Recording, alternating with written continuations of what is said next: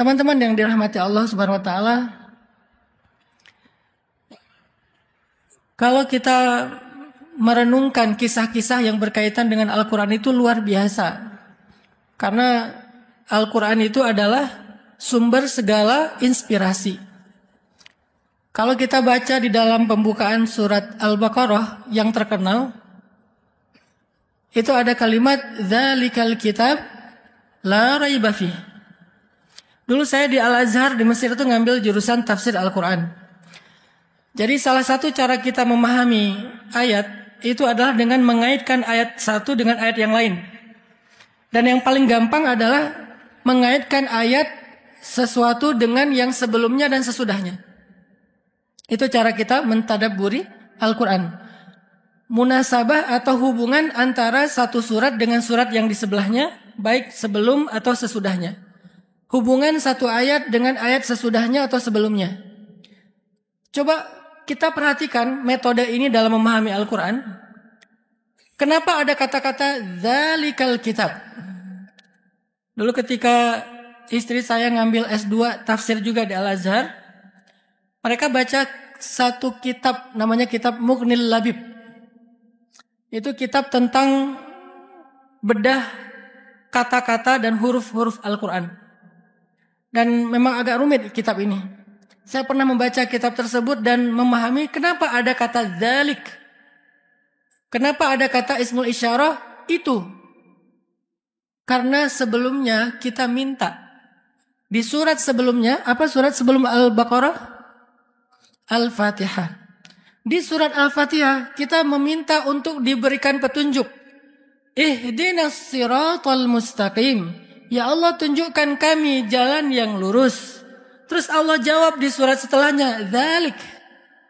Itu kata Allah. Jadi kita baca Al-Quran, baca Al-Fatihah di dalam salat. Ihdinas siratal mustaqim. Allah jawab, dzalikal kitabu la raiba fih, hudan lil muttaqin. Itu petunjuk bagi orang yang bertakwa. Jadi langsung kejawab tuh, nggak jauh dari situ. Pertanyaannya kenapa itu, kenapa nggak ini gitu kan? Nanti Gus Bahaim bisa jawab itu. Kenapa itu, kenapa nggak ini? Di dalam kitab Mughnil Labib dijelaskan kenapa ismul isyarahnya itu pakai yang jauh, kenapa nggak yang dekat? Karena sama-sama isyarah itu dan ini.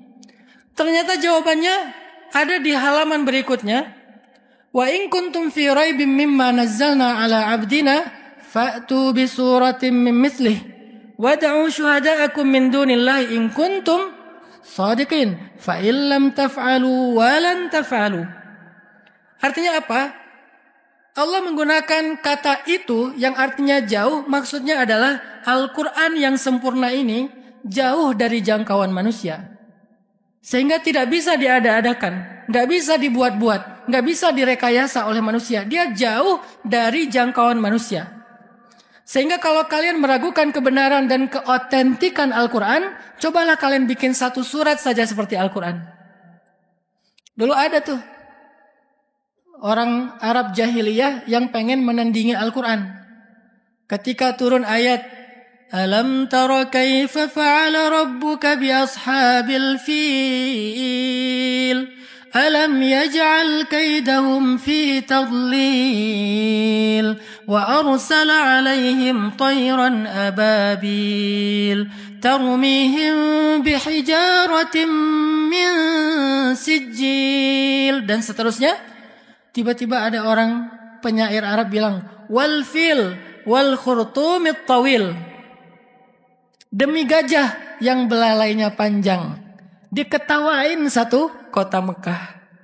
Kenapa? Karena beda banget kualitas syair surat Al-Fil dengan syair wal fil wal khurtumit tawil. Kenapa? Di dalam surat Al-Fil itu Allah bukan hanya bicara anatomi gajah. Kalau itu bicara tentang gajah itu punya belalai, itu berarti pendidikan anak-anak di TK. Bukan syair yang tinggi. Tapi di dalam surat Al-Fil Allah lagi bicara tentang sejarah di situ. Allah lagi bicara tentang kekuasaannya atau tauhid, akidah di situ. Allah lagi bicara tentang janji-janji di situ. Allah lagi bicara tentang keajaiban burung ababil di situ. Lengkap. Walaupun dengan syair ujungnya sama. Tetapi nggak dipaksain. Tetap memiliki kandungan makna dan sejarah yang luar biasa. Tapi begitu ditandingi wal fil wal khurtumit tawil, hilang sejarahnya, hilang pesan kebesaran Allahnya, hilang keajaibannya, cuman tinggal susunan-susunan bunyi syair saja. Secara makna jadi tereduksi sama sekali. Fa illam taf'alu wa lan taf'alu. Kalau kalian nggak bisa bikin Al-Quran dan memang nggak akan pernah bisa, maka takutlah kalian kepada api neraka Allah Subhanahu Wa Taala. Ini artinya kenapa zalik itu ada kandungan makna jangan ragukan Al-Quran. Karena Al-Quran itu tinggi di atas jangkauan makhluk, di atas jangkauan manusia. Walaupun manusia berkumpul untuk membuat satu huruf Al-Quran, mereka nggak akan sanggup. Terlalu tinggi di atas jangkauan mereka. Maka la raiba fih, jangan meragukan Al-Quran. Ini salah satu keajaiban susunan-susunan huruf, ayat, dan surat di dalam Al-Quran. Tapi yang saya ingin ambil pesannya bukan hanya tentang tafsir surat Al-Baqarah, tapi lebih kepada konteks anak muda. Masalah anak muda itu 3. 1, masalah hubungan. Maka dari sinilah muncul sad boy, ya. Ini fenomena anak muda, masalah hubungan, patah hati, ditikung temen, dianggurin, di PHP-in, diharkosin, apalagi di unfollow, left group, akhirnya bikin grup baru. Tadinya grupnya 10 orang, akhirnya bikin lagi grup 9 orang, pecah lagi jadi 8 orang, pecah lagi, lama-lama grup masing-masing, dia admin, dia juga member. Ada 10 grup. Ini masalah hubungan, baik hubungan dengan orang yang dicintai maupun dalam pertemanan. Ini masalah anak muda. Sehingga apa petunjuk Al-Quran dalam konteks masalah dalam isu hubungan. Sehingga kita punya petunjuk dari Al-Quran. Dzalikal kitab la raiba fihi hudan lil muttaqin. Seperti yang kita minta di Al-Fatihah. Sebagai anak muda, ketika kita lagi galau, kita baca Al-Fatihah. Ihdinas siratal mustaqim. Ya Allah, saya lagi galau. Beri saya petunjuk. Wa wajadaka dhallam fahada. Bukankah Allah mendapatimu dalam keadaan tersesat lalu Allah memberi petunjuk? Sesat di sini dalam konteks ayatnya bukan sesat akidah, tapi tersesat di tengah padang pasir karena terjadi badai, enggak tahu jalan pulang ke Mekah. Lalu Allah menunjukkan jalan pulang ke Mekah. Tapi dalam pemaknaan konteks kita, tersesat di sini juga bisa bermakna galau, bingung. Ya Allah, nih gimana? Saya udah selesai S2, udah kerja, tapi masih jovisa. Jomblo fisabilillah. Gimana cara saya dapatin jodoh? Cara ngelamar cewek itu gimana? Yang ideal itu seperti apa? Yang perempuan lebih galau lagi karena mereka tidak aktif. Yang aktif itu yang sebelah sini. Kalau yang sebelah sini dia pasif.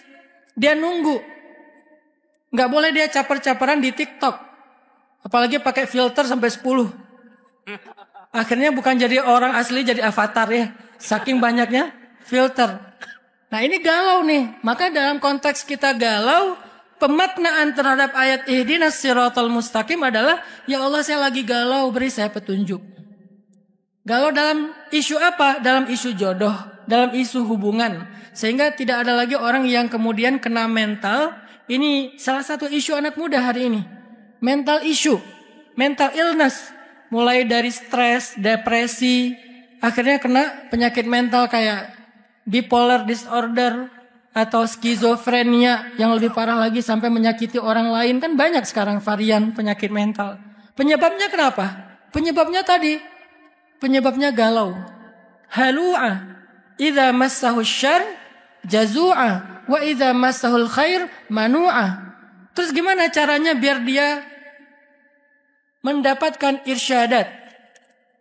Dia berdoa di dalam surat Al-Fatihah, ihdinas siratal mustaqim. Atau dia berdoa di dalam surat Al-Kahfi, suratnya anak muda, Rabbana atina min ladunka rahmah, wa hayyi' lana min amrina rasyada. Ya Allah, beri saya petunjuk dalam urusan saya. Urusan saya apa sekarang? Masalah jodoh.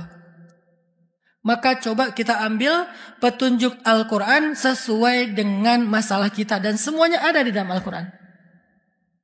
Ini level berikutnya dari orang yang membaca Al-Quran dengan hakut tilawah. Setelah kita membaca dengan bacaan yang benar, tajwid yang benar, irama yang benar, suara yang benar.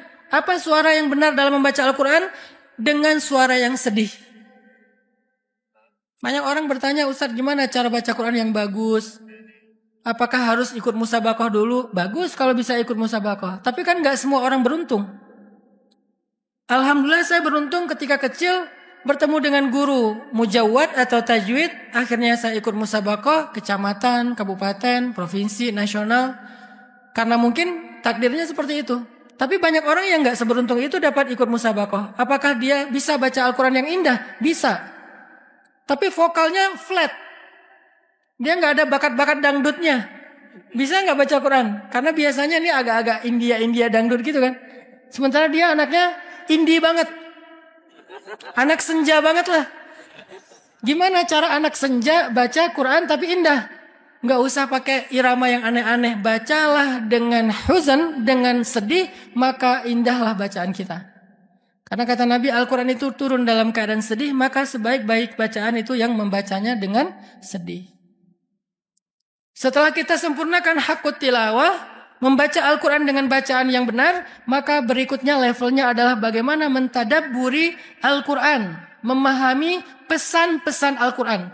Memahami pesannya teman-teman. Bukan hanya memahami teksnya. Itu yang disebut dengan al-fiqh.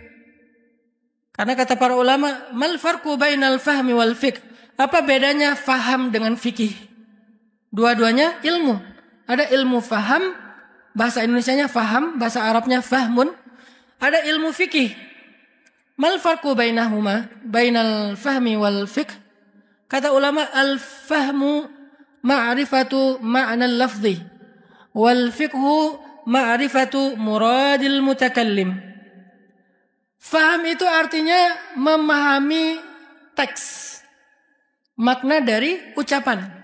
Sedangkan al-fiqhu memahami maksud dari yang berucap.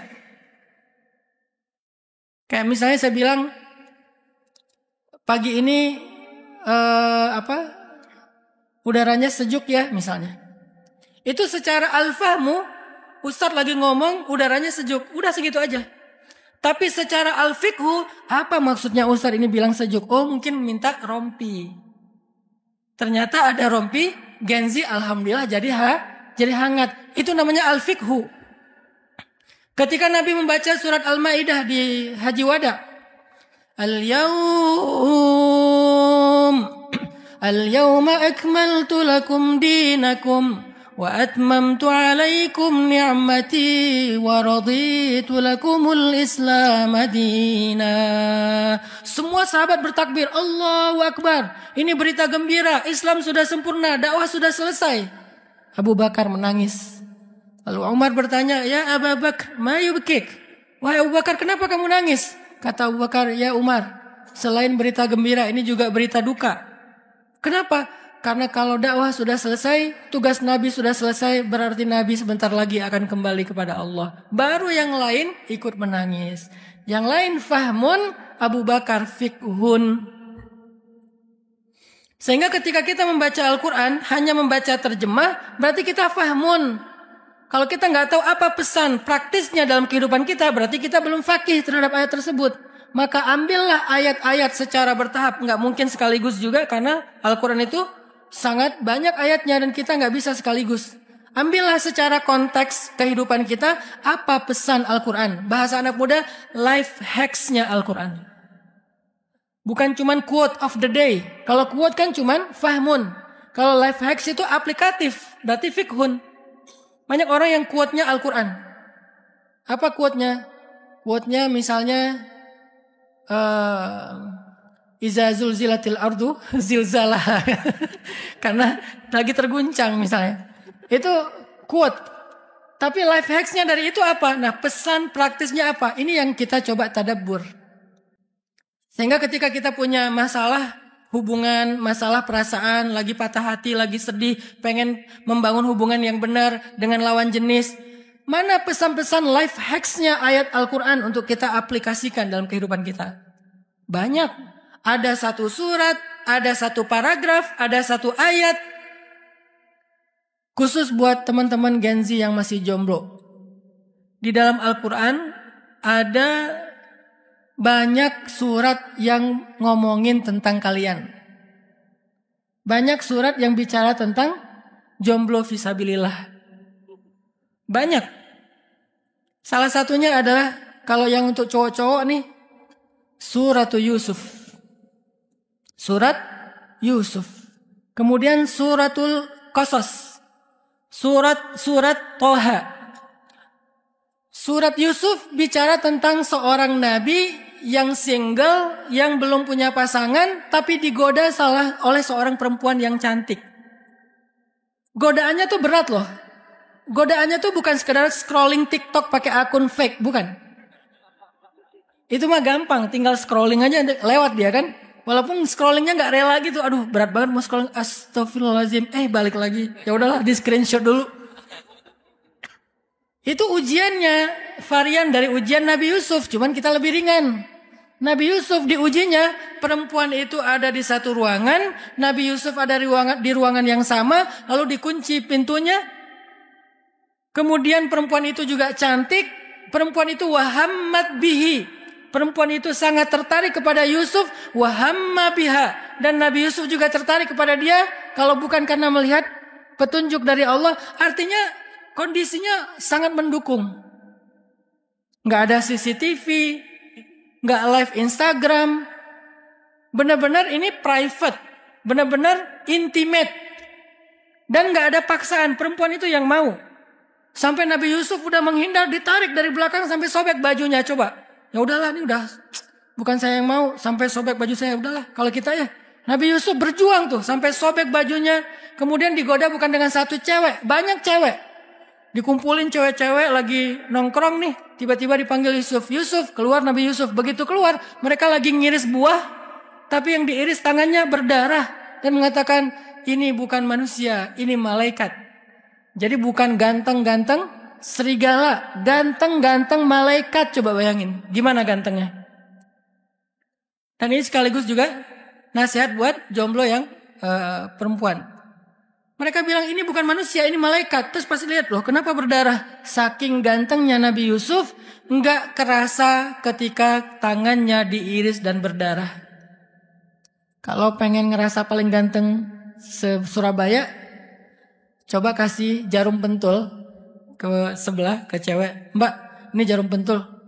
Enggak kok, jilbab saya aman. Enggak, pegang aja dulu. Terus coba lihat wajah saya sambil nusuk jari Mbak. Kalau Mbak sakit, berarti saya jelek. Kalau nggak sakit, berarti saya ganteng. Bisa dipastikan sakit. Bukan hanya sakit, tetanus tuh. Saking parahnya kita. Jadi artinya kita jauh lah dengan Nabiullah Yusuf alaihissalam. Kalau dari sisi banyak hal sih, selain dari sisi fisik. Artinya Nabi Yusuf diuji dengan ujian yang sangat berat. Kenapa Nabi Yusuf bisa selamat? Kenapa Nabi Yusuf bisa aman? Kenapa Nabi Yusuf bahkan pada akhir ceritanya beliau mendapatkan kemenangan dan kemudahan yang luar biasa dari Allah? Salah satu alasannya adalah Nabi Yusuf senantiasa disertai dengan doa dari ayahnya. Maka petunjuk buat anak-anak muda yang mau merantau kuliah, yang mau masuk pondok, yang mau belajar, yang mau berorganisasi, yang mau bergaul, jangan pernah berhenti meminta doa kepada kedua orang tua. Karena doa mereka menjadi burhan. Kalau bahasa surat Yusuf itu disebut dengan burhan. Apa itu burhan? Tiba-tiba Nabi Yusuf kayak ngelihat wajah Yakub. Tiba-tiba Nabi Yusuf seperti ngelihat wajah Yakub. Langsung Nabi Yusuf sadar dan gak enak hati untuk mengecewakan ayahnya Yakub alaihissalam. Ini salah satu life hacks dari petunjuk kisah Nabiullah Yusuf. Selain Nabiullah Yusuf juga orang salih. Tapi kan wahamma biha. Ada rasa ingin, normal manusia. Apa yang menahan diri beliau? Burhan dari Allah. Burhannya apa? Wajah Nabi Yakub. Dalam konteks kita sekarang apa? Membayangkan wajah ayah kita.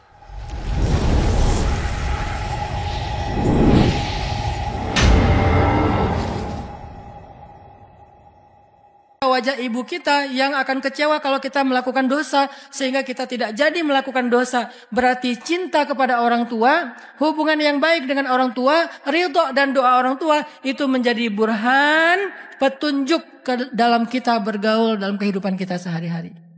Itu life hacks surat Yusuf. Atau life hacks surat Al-Qasas dan surat Toha, kisah Musa. Ketika Nabi Musa berangkat dari Mesir ke Yordania, dulu namanya Madian, kalau sekarang namanya Yordania. Sampai di Yordania itu Nabi Musa capek banget. Beberapa hari perjalanan sendiri, gak ada kendaraan, kekurangan bekal, gak istirahat cukup. Dalam keadaan sangat lelah seperti itu, Nabi Musa tiba-tiba ngelihat ada 2 cewek lagi ngantri ngasih minuman ternak. Lagi ngantri ngasih minuman ternak. Terus Nabi Musa nanya, "Ma khatbukuma?" Apa arti ma khatbukuma? Apa masalah kalian? Ada apa kalau bahasa kita? Bukan akunnya apa ya, Mbak? Bukan boleh minta nomor telepon enggak? Tinggalnya di mana, Mbak? Mbak, udah punya pacar belum? Dan seterusnya. Enggak, cuma nanya ma khatbukuma. Fokus kepada masalahnya. Apa masalah kalian? Mereka mengatakan, ayah kami sudah tua, enggak bisa menggembala. Dan kami juga nggak bisa ngasih minuman ternak kami sebelum laki-laki itu pada selesai. Jadi kami ngantri. Nabi Musa bilang, biarkan saya membantu. Akhirnya diambil timba-timba yang besar. Nabi Musa turun ke bawah ngambil air. Ngasih kepada ternak 1, 2 sampai sekian puluh, sekian ratus. Selesai perempuan itu pulang. Nggak ada PDKT, nggak ada caper-caperan, nggak ada gombal-gombalan. Ayah kamu tukang las ya? Bukan. Oh bukan ya? Ya udah ganti. Yang standar lah ya, yang udah template gitu. Enggak ada pembicaraan apa-apa. Perempuan itu pulang, Nabi Musa duduk di bawah pohon. Kemudian Nabi Musa berdoa, Rabbi inni lima anzalta ilayya min khairin faqir. Ya Allah, saya sangat butuh kebaikan yang engkau turunkan kepada saya. Apa kebaikannya? Jodoh. Apa kebaikannya? Rezeki. Apa kebaikannya? Tempat bernaung. Banyak. Pakai doa itu untuk cari jodoh. Rabbi inni lima anzalta ilayya min khairin faqir. Khair banyak artinya. Maka niatkan dalam hati ketika membaca doa ini. Apa khair yang kita harapkan? Khair jodoh? Maka min khairin kepada Allah. Itulah petunjuk life hacks dari kisahnya Musa alaihissalam. Baru habis doa kayak gitu, tiba-tiba salah satu dari perempuan itu datang menghampiri Musa. Tamshi ala istihya, jalan malu-malu. Ini life hacks buat cewek-cewek jomblo fisabilillah. Istrinya Nabi Musa, kenapa bisa dapat cowok keren kayak Nabi Musa? Sekeren apa Nabi Musa? Nabi Musa itu dikenal dengan istilah qawiyun amin. Kuat dan amanah. Amanah di sini artinya bertanggung jawab sebagai suami, enggak mentelantarkan keluarga. Dia seorang suami ideal, ayah yang ideal, family man banget. Kalau kuat, orangnya itu berusaha, enggak mudah menyerah, bekerja keras dan seterusnya. Kenapa perempuan ini begitu beruntung mendapatkan imam seperti Nabiullah Musa? Karena dia adalah ratu. Karena dia adalah perempuan istimewa. Tahu nggak mahkotanya perempuan itu apa? Mahkotanya perempuan al-haya, sifat malu. Sehingga makin banyak atau makin besar rasa malunya, semakin tinggi derajat perempuan. Semakin tinggi derajat dia, semakin tinggi pula standar imam yang Allah untuk jodohkan kepada dia. Makanya kalau pengen dapat imam yang kelasnya kelas orang qawiyun amin, orang yang solih, maka jadilah perempuan yang malu. Tamshi ala istihya, jalan aja malu-malu, apalagi di depan kamera. Kalau depan kamera, apalagi punya partai sendiri namanya partai goyang misalnya. Di TikTok jadi pargoy ya. Berarti dia tidak tamsyi alas istihya, tidak punya sifat malu. Kalau dia nggak punya sifat malu, wajar ketika datang imam, imamnya juga standar, pasaran, nggak terlalu istimewa. Tapi karena perempuan ini, makanya kalau kita baca Al-Quran itu teliti kata-katanya, di setiap kata itu ada life hacksnya. Kenapa Allah menyebutkan kalimat cara dia jalan? Kenapa nggak ngomong aja perempuan itu datang ke Musa? Kan selesai. Kenapa begitu detail dibahas tentang cara jalannya? Pasti ada life hacksnya di situ. Ada fikihnya di situ. Berjalan malu-malu. Faham? Fikihnya apa? Jadilah perempuan yang pemalu. Makanya baca Quran jangan cuma faham, baca juga fikihnya. Apa muradnya? Apa maksudnya? Kenapa dia tamsyi ala istihya? Kenapa perempuan itu jalannya malu-malu? Aduh gimana ya ngomongnya ya? Aduh nggak enak nih. Orang asing lagi. Mundur lagi, maju lagi. Aduh gimana ya? Setelah lama akhirnya datang Fulan, ayah saya ngundang kamu ke rumah mau ngomong makasih. Nabi Musa juga orang yang menjaga kehormatan, menghargai perempuan itu. Oh iya, akhirnya jalanlah mereka. Nabi Musa jalan di depan, perempuan itu jalan di belakang. Ini tutorial jalan yang bukan muhrim. Laki-laki di depan, perempuan di belakang. Karena kalau perempuan di depan, laki-laki di belakang akan membahayakan pandangan laki-laki. Apalagi pas naik eskalator di mall. Sampai segitu life hacks Al-Quran. Jadi kalau ada cewek naik eskalator, kalian jangan nempel di dua anak tangga. Tutorialnya tuh jangan hanya tutorial pandemi. Beri jarak 4 anak tangga misalnya ya. Kan tutorial pandemi ya, bagus kan? Ini ada yang juga tutorial Al-Quran. Kalau bisa agak jauh supaya kita tidak langsung melihat tubuh perempuan yang ada di depan kita. Walaupun dia berhijab. Tapi kan pandangan laki-laki itu tembus pandang. Mau kalian pakai sarung goni apa segala macam tembus. Gak perlu dia pakai kacamata yang 3D atau apa, itu tuh ada tembus tuh. Basirah banget kalau dalam bab itu. Kasyaf langsung. Makanya dijaga jaraknya. Laki-laki di depan, perempuan di belakang. Tapi kan gak tahu rumah Ustaz, memang udah di Sherlock. Kan Nabi Musa gak tahu rumahnya perempuan itu di mana. Gimana caranya? Kan gak ada Sherlock dulu. Tinggal dikasih tahu setelah 100 meter belok kanan. Di perempatan ngambil yang kiri. Kan gitu ya, tinggal dikasih tahu dari belakang, Mas belok kiri, belok, Mas belok kanan, belok. Mereka menjaga sama persis seperti keadaan ketika Sayyidah Aisyah pulang bersama dengan Sofwan bin Mu'attal dalam sebuah perjalanan gara-gara Sayyidah Aisyah ketinggalan rombongan. Nggak ada satu kata pun yang mereka bicarakan. Sayyidah Aisyah duduk di atas onta, Sofwan berjalan di bawahnya sambil menarik onta, tapi Sofwan gak noleh ke belakang sedikit pun. Gak nanya, Mbak mau mampir di warung Padang dulu, lapar kan? Gak apa-apa saya yang traktirin. Enggak sama sekali. Diam sepanjang jalan. Itu aja masih kena fitnah sama orang munafik. Padahal udah diam loh, sangat menjaga muru'ah. Udah menjaga kehormatan. Tapi ternyata bisa juga. Artinya inilah sifat perempuan yang layak untuk seorang Nabi Musa alaihissalam. Dia jalan malu-malu, dia ngomong malu-malu. Akhirnya Nabi Musa datang ke rumahnya. Pas datang ke rumahnya, ini ada adegan lagi nih. Setelah ayahnya bicara dengan Musa, ayahnya ke belakang ngomong sama putrinya. Putrinya ngomong gini, Ya abati, istajir. Wahai ayah, pekerjakan dia. Inna khaira man istajarta al-qawiyul amin. Orang yang paling baik untuk engkau pekerjakan adalah orang yang qawiyun amin. Secara fahmun, secara ilmu faham, kan perempuan ini lagi ngasih tahu laki-laki itu qawiyun amin ya. Tapi ayahnya bukan seorang yang fahim, tapi faqih. Ayahnya ngerti, oh anaknya tertarik dengan laki-laki tersebut. Itu bahasa elegannya. Kalau bahasa standar kita, ayah nikahin dia sama aku dong. Itu ideal banget tuh, calon ini aku banget, Jungkook banget lah pokoknya. Mirip Jungkook. Udah Musa pasti lebih keren daripada Jungkook. Tapi dia gak ngomong ya ayah nikahin aku sama dia, dia kayaknya suami ideal, ayah aku udah follow dia loh. Tapi mintain dia untuk fallback dong. Gak ngomong sevulgar itu. Kenapa? Mereka orang yang elegan. Ngomongnya itu dengan bahasa kode. Yang hanya bisa difahami dengan fikhun, tidak dengan fahmun. Apa fahmunnya? Kata anaknya, dia laki-laki yang kuat dan amanah. Pekerjakan dia untuk menggantikan ayah mengurus ternak. Itu fahmun. Tapi fikhunnya ternyata anak saya untuk pertama kalinya memperhatikan laki-laki dan ini laki-laki yang layak untuk dia. Kayaknya dia berkenan. Langsung ayahnya maju lagi ke depan ngomong, wahai Musa, maukah engkau menikahi salah satu dari putriku? Lihat adegan dialog Al-Quran yang sangat elegan. Gak ada dialog vulgar yang sederhana. Gak ada, semuanya elegan.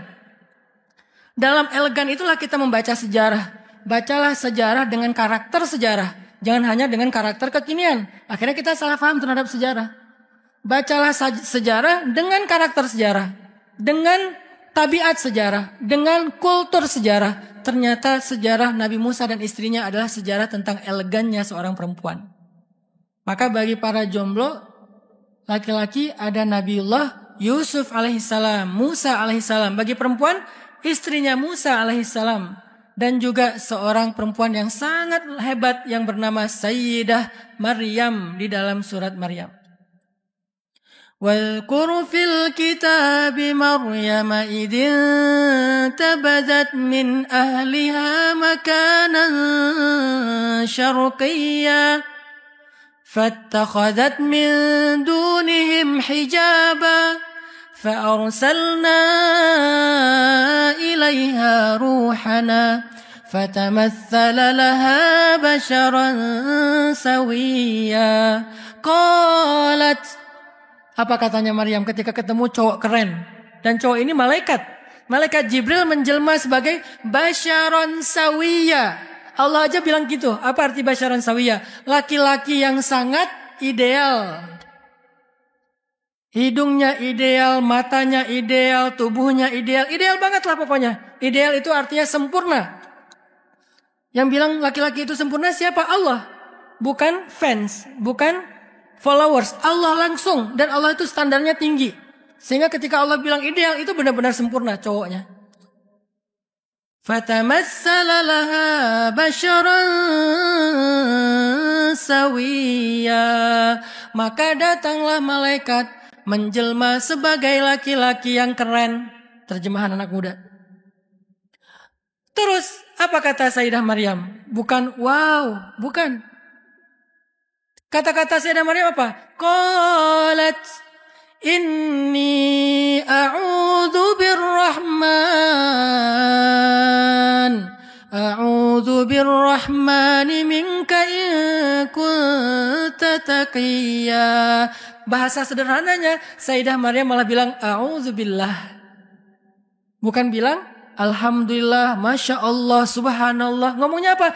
A'udzubillah. Dengan bahasa yang lebih lembut. A'udzubirrahman minka in kunta taqiyya. Aku berlindung kepada Allah yang Maha Pengasih dari engkau jika engkau takut kepada Allah. Ini solehahnya Sayyidah Maryam. Sayyidah Maryam itu hampir gak kenal cowok.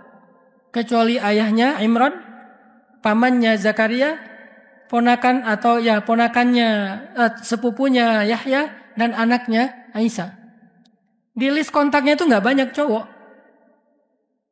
Itu saking terjaganya ifahnya Sayyidah Maryam. Sehingga ketika datang cowok, Sayyidah Maryam itu bukan kayak anak pondok yang baru keluar terus kayak panik gitu ya. Ternyata di luar sana banyak cowok-cowok keren. Enggak, beliau orang yang ifahnya terjaga. A'udzubirrahman. Kemudian laki-laki itu mengatakan, aku adalah utusan Tuhanmu yang akan memberikan kabar gembira. Kamu akan punya anak. Apa jawaban Sayyidah Maryam? Bagaimana aku akan punya anak? Walam yamsasni basyarun walam aku baghiyya. Aku belum pernah yamsasni basyar. Yamsas itu apa? Disentuh. Disentuh aja gak pernah. Apalagi dirangkul. Apalagi digandeng. Apalagi dibonceng. Disentuh aja gak pernah. Disentuh aja gak pernah. Saking terjaganya Sayyidah Maryam. Walam yamsasni basyar. Walam aku baghiyya. Dan aku gak pernah pacaran. Emang gitu Ustaz terjemahannya? Terjemahannya aku tidak pernah melakukan hal-hal yang tercela. Tapi kan yang praktisnya, fikihnya, aku gak pernah pacaran. Aku gak pernah chat tengah malam. Aku gak pernah ngabisin pulsa dengan telepon, fit call sampai jam 1 malam. Aku gak pernah dibangunin, kamu udah tahajud belum? Gak pernah. Yang bangunin tahajud langsung malaikat. Bukan cowok yang tiba-tiba sok perhatian pas ceweknya udah bangun terus dia malah tidur. Walam aku baghiyya, tidak ada pacaran Islami. Pacaran Islami tidak ada. Saking terjaganya Sayyidah Maryam. Bagaimana aku akan punya anak, aku akan hamil, walam yamsasni bashar, walam aku baghiyya, aku disentuh aja enggak, apalagi lebih dari itu, aku enggak pernah berlaku yang rendah. Qala kadzaliki qala rabbuki huwa 'alayya hayyin. Itu mah mudah bagi Allah, kata malaikat. Akhirnya Sayyidah Maryam hamil enggak punya suami. Hamil tanpa ada laki-laki. Allah meniupkan ruh ke dalam rahimnya. Singkat cerita, lahirlah Sayyidina Isa alaihissalam. Mulailah Sayyidah Maryam mikir, nih gimana cara bawa pulang Isa ke rumahnya. Nanti viral. Orang-orang Bani Israel itu tukang bully. Salah satu spesialisasi orang Bani Israel itu suka ngebully. Para nabi dibully, para solehin dibully, bahkan dibunuh. Salah satunya Habib An-Najjar di dalam surat Yasin. Ketika dia membela nabi yang sedang dibully, malah dia yang dibunuh. Sehingga kemudian dia mendapatkan kemuliaan di sisi Allah. Sayyidah Maryam mikir, nih gimana kalau saya viral, kalau saya trending, kalau saya dibully, kalau saya diusir dan seterusnya. Sebelum Sayyidah Maryam pulang, Allah memberikan briefing kepada Sayyidah Maryam. Kalau kamu ketemu dengan orang, katakan aku lagi puasa ngomong, aku tidak akan komen hari ini. Di sini ada life hacks. Kalau kita di head speech di sosial media, jangan pernah nge-replay. Ini life hacksnya Sayyidah Maryam. Kalau kita di head speech di sosial media, jangan pernah nge-replay. Jangan pernah ngebales. Jangan pernah berdebat di sosmed. Apalagi saling menghina. Jangan. Kenapa?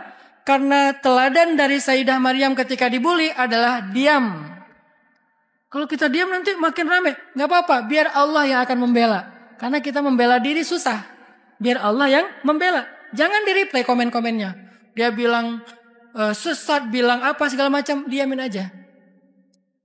Memang saya pernah mereplay komen orang yang gak suka sama saya di sosmed? Gak pernah. Kok baiat, baru syahadat, selama ini gak Islam? Gak saya komen, gak saya replay, biarin aja. Karena dia gak ngerti. Ya udah saya diamin aja. Nanti gimana? Biar Allah yang menjelaskan. Saya tugasnya hanya tabayun sekali dengan santun, selesai. Jangan berdebat. Karena itu yang dilakukan Sayyidah Maryam, itu yang dilakukan Sayyidah Aisyah ketika difitnah hadisul ifki. Apakah Sayyidah Aisyah membalas? Enggak. Kata Sayyidah Aisyah, ashku bathi wa huzni ilallah wallahul musta'an ala ma yasifun. Atau ala ma tasifun. Aku curhat sama Allah aja deh, biar Allah yang akan melindungi aku dari fitnah kalian. Akhirnya kata Allah, jangan ngomong wahai Maryam, diam aja. Falan ukallimal yauma insiya, hari ini aku gak akan bicara apa-apa. Ketika Sayyidah Maryam datang ke Baitul Maqdis, fa'atat bihi qaumaha tahmiluh, maka datanglah Maryam kepada kaumnya sambil menggendong bayinya. Qalu, mulailah komen itu, mulailah bulian itu. Qalu ya Maryam, laqad ji'ti syai'an fariya. Ya ukhta Harun, ma kana abuki imra'a saw' wa ma kanat ummuki baghiyya. Itu hanyalah simbol dari buliannya orang Bani Israel yang Allah sebutkan di dalam Al-Quran. Sebetulnya buliannya panjang. Tapi kan Al-Quran bukan ayat-ayat yang menjelaskan tentang bulian secara detail. Hanya diambil simboliknya aja, contoh. Intinya mereka ngebully Maryam. Maryam, kamu pembawa celaka, kamu membawa keburukan bagi negeri kami. Ini negeri yang suci, kamu tuh ternoda, bla bla bla bla bla. Habis dihina Sayyidah Maryam. Ada akun real, ada akun fake, semuanya ngehina Sayyidah Maryam. Pas dilihat followernya cuma 0. Posting 0, tapi ngomongnya vokal. Mulai sekarang kami unfollow kamu. Ya silakan. Ini Maryam dihina habis-habisan. Apa jawaban Maryam?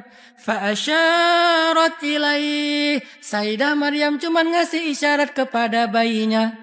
Asyarat, isyarat. Nggak ngomong, cuma ngasih isyarat. Maksudnya apa? Tanya aja sama bayi saya. Makin marah mereka, makin menjadi-jadi mereka. Qalu kaifa nukallimu man kana fil mahdi sabiyya? Maryam, ternyata kamu udah gila ya. Masa kami disuruh ngomong sama bayi yang masih digendong ibunya? Emang dia bisa ngomong? Tiba-tiba Allah membela Sayyidah Maryam. Allah yang mengklarifikasi. Tiba-tiba bayi itu bisa bicara. Qal, bayi itu bicara.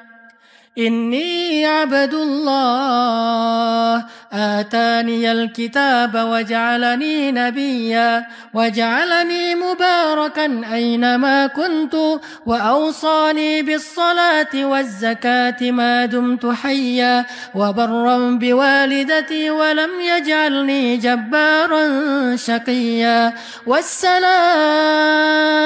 wassalamu alayya yawma wulidtu wa yawma amut wa yawma ub'atsu hayya. Bayi bisa ngomong sepanjang itu, coba bayangin. Panjang kan kayak khutbah Jumat? Fasih banget lagi bahasanya. Bukan mama, mimi, enggak. Panjang. Inni Abdullah atani alkitab wa ja'alani nabiyya wa ja'alani mubarakan aina ma kuntu wa awsani bis shalah waz zakah ma dumtu hayya. Masih banyak kalimatnya. Tiba-tiba semuanya kaget. Dan ada kalimat yang sangat detail di situ. Wa barram biwalidati. Harusnya apa? Wa barram biwalidayya. Aku disuruh berbakti kepada ibuku, enggak disuruh berbakti kepada kedua orang tuaku. Artinya apa? Aku emang enggak punya ayah. Aku diciptakan tanpa ayah, cuman punya ibu. Sehingga kalimatnya wa barram biwalidati. Kok bisa bayi tahu hal yang kayak gini? Mukjizat dari Allah. Keajaiban dari Allah. Kok bisa datang keajaiban? Karena dia diam ketika dia dihina. Wa idza marru bil lagwi marru kirama. Kalau dia dihina dia mengatakan salaman. Dia enggak mau berdebat di sosial media sehingga Allah membela dia dengan cara yang lebih indah. Maka ambillah pesan-pesan life hacks dengan konteks anak muda di dalam banyak ayat-ayat Al-Qur'an. Al-Qur'an banyak sekali petunjuk untuk para pemuda, tetapi karena waktu kita terbatas, kita cicil aja insya Allah. Mudah-mudahan di lain waktu kita ada kesempatan ngobrol, sharing seperti ini lagi. Kita bedah-bedah lagi nanti ayat-ayat pemuda, ayat-ayat tentang isu yang lain. Kalau tadi isunya tentang hubungan, masih ada isu tentang entertain. Anak muda itu 3 isunya. Hubungan, entertain, karir. Karir itu sekolah, ujian, skripsi, sidang, kerja, lamaran kerja dan seterusnya. Jadi hubungan, apalagi entertain, hiburan, hobi dan seterusnya, dan karir. Tadi kita udah membahas sedikit tentang ayat-ayat masalah hubungan, masalah akhlak. Semoga ini bisa menjadi petunjuk dalam hidup kita. Barakallahu fikum. Wassalamualaikum warahmatullahi wabarakatuh.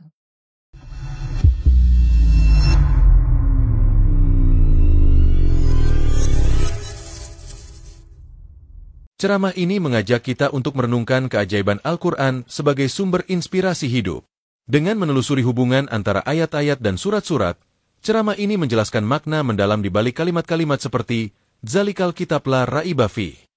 Al-Fatihah mengajarkan kita memohon petunjuk kepada Allah, yang kemudian dijawab dengan Al-Baqarah sebagai kitab petunjuk bagi orang-orang bertakwa. Al-Quran tidak hanya menjadi bacaan, tetapi juga mengandung keotentikan yang tak tertandingi, sebagaimana ditunjukkan oleh ketidakmampuan manusia membuat tandingannya. Dalam konteks kehidupan anak muda, Al-Quran memberikan banyak life hacks untuk menghadapi masalah hubungan, perasaan, dan jodoh. Kisah Nabi Yusuf mengajarkan pentingnya menjaga integritas meskipun menghadapi godaan, sementara Nabi Musa menunjukkan bagaimana seorang lelaki bertanggung jawab dan amanah bisa menjadi pasangan ideal. Perempuan juga diingatkan untuk menjaga sifat malu, seperti istri Nabi Musa yang disebut memiliki sifat pemalu yang istimewa. Bahkan dua-dua praktis seperti, Rab ini 5 anzalta ilaya min hairin fakir, dapat menjadi bekal dalam mencari solusi hidup. Ceramah ini menekankan bahwa Al-Quran bukan sekadar bacaan, tetapi pedoman praktis yang relevan untuk segala aspek kehidupan, termasuk tantangan generasi muda. Dengan memahami pesan-pesan Al-Quran secara mendalam, kita dapat mengambil manfaat nyata dalam menjalani hidup. Semua kisah Nabi di Al-Quran, seperti Sayyidah Maryam yang terjaga kehormatannya, memberi pelajaran penting untuk tetap tenang, menjaga diri, dan menyerahkan segalanya kepada Allah.